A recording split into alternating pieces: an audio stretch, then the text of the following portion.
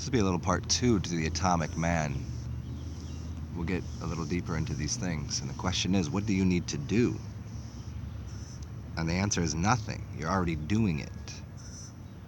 But you'll forget again, and then you'll forget again. So what is the goal? What are we hoping to accomplish? What are the practices? How do we gain our mind back? How do we collapse everything back into the atomic single cell, which is self? It's always a reminding to self, to remind, to remember, to be a member again. Remember, remind. And it's the continual memory generation. You're creating your memories. But people think of memories as the past. But memories are not the past. You're creating them in the future. So in there, once again, you've put yourself into the prime place of creation. You're creating the past and the future. And what practices, how everybody wants to bust open their pineal gland and do all of these amazing things, but you're already doing those things. It's how to remember how to do them to a higher degree. And the easiest way is to know that you're doing it. To have the expectation that it's already accomplished. You already are the thing. You already are your mind. There's nothing for you to do. But exactly in the same time, these tokens of remembrance. It's these ideas of, I'd met somebody the other day who said she had a friend that was a magician that played with cards, and he isn't around anymore. He's on a different frequency. He's somewhere else. But since he had passed into whatever next frame of time that he's in, whatever, wherever he jumped to quantumly, she is here she finds cards all the time. I've maybe seen 1 or 2 cards somewhere in public, but she has something like 50 or 60 cards that she's found. What are the chances of that? Unless, of course, there's something more going on than we care to admit. That right there is proof of something. It's proof of, depending on the person's mind, it's either the proof of the afterlife, or it's a proof of their self, or it's a proof of themselves creating. And that's what I would suggest. That he exists somewhere. He exists completely. And in a way, he's projecting those cards and putting them places. But what she's not getting is she produced him, and she produced those cards too. She's actually reeling back in her memory of what self is, even though she might not be able to identify that completely. So what is this? What are these practices, and what are these things of recall and recording and reestablishing yourself in your mind, and how to obtain your powers? And again and again and again, I will suggest that it's not something that needs to be got. You already have it. It's a suggestion that things are just in the way of using it. And so there are things, there are talismans, there's idols, there's things that you can do to help keep your consciousness. And as I've talked at length about what magic really is, and making mandalas and sigils and things like this, those are points of focus to get your mind back, to recall that you're doing it. That's what the altar is for. That's what the magician does. The magician continually realizes that all is self. Now, most people that participate in magic, that do magical work. They're probably coming at it from a different angle. They're thinking that magic occurs as if like it's outside of them, or it's something else, or it's some other being, or go talk to this demon or this angel, not knowing that as well is them. So that it still becomes using something that's outside of self. That there's a belief that there is anything, that even people in the magical arts, I don't know how many of them know this. I still think they have a belief in some fantasy, which is fine. But once they become the source of it, the sorcerer of it, the catalyst for it, and knowing that it's just remembering that you're doing it and continually remembering. So what else can we do?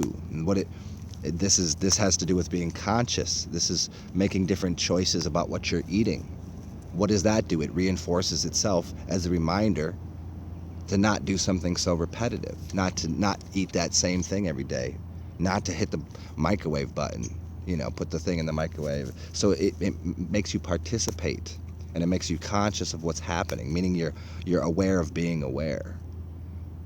And so that awareness becomes hyper-awareness until you can be aware of the future and the present at the same time, meaning you start to create the future and walk into it. And that's what magic is, if it's anything. It's actually just yourself. You're doing it. You need to get rid of the things that are in your way. Now, these little trinkets and organite and things like this, they're wonderful tools to help people to get back to the state of being all is self. That's the state. But along this journey, everybody likes nice things. Everybody likes to have the orgasmic life. Everybody likes to have objects to play with, to help them re-identify with things, because inside of there holds a memory, it holds charge, it holds information. Even touching it, looking at it, maybe it's a coin, maybe it's a rock, maybe it could be anything.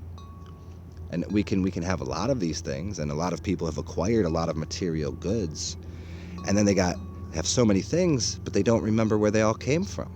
And then there's other people that preach a lifestyle of being, working with nothing, basically having nothing.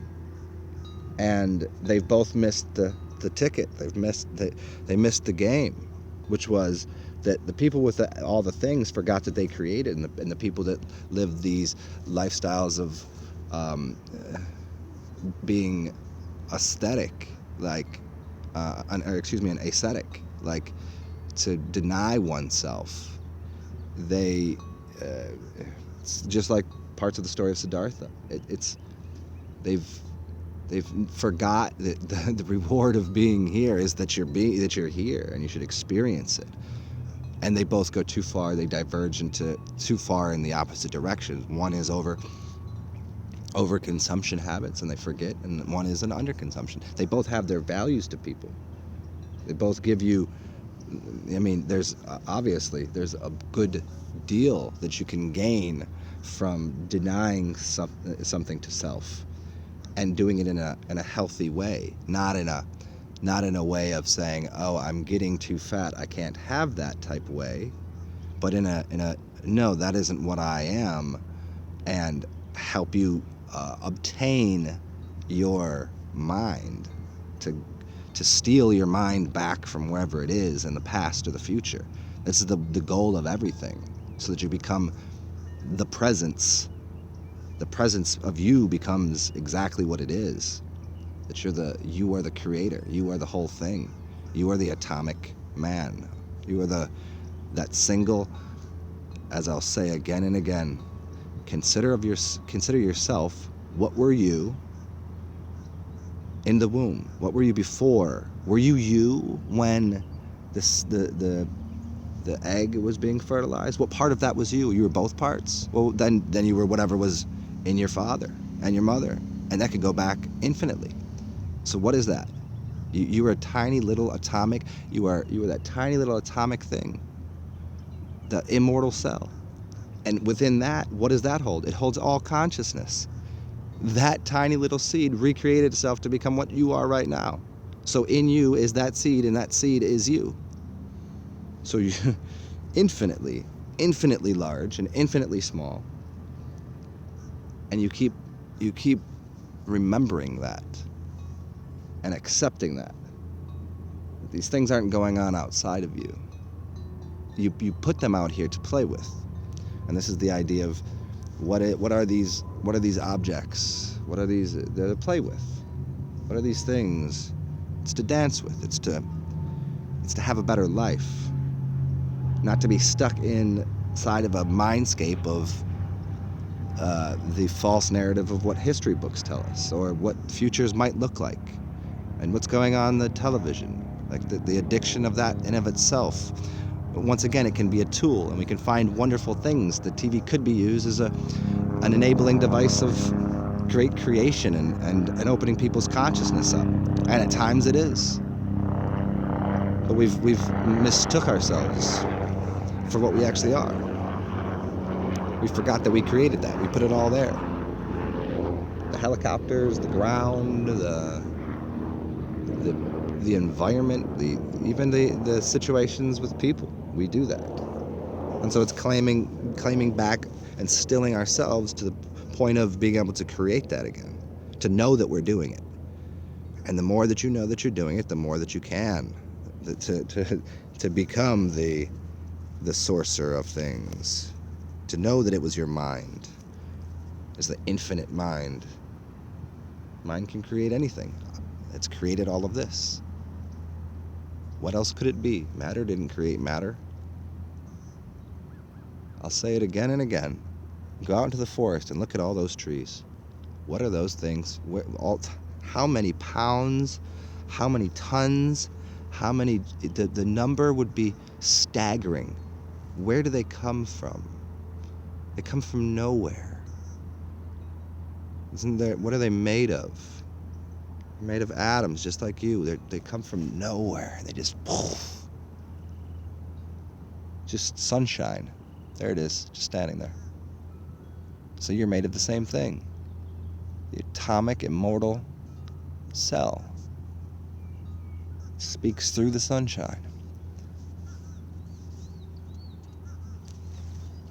Cheers, yo.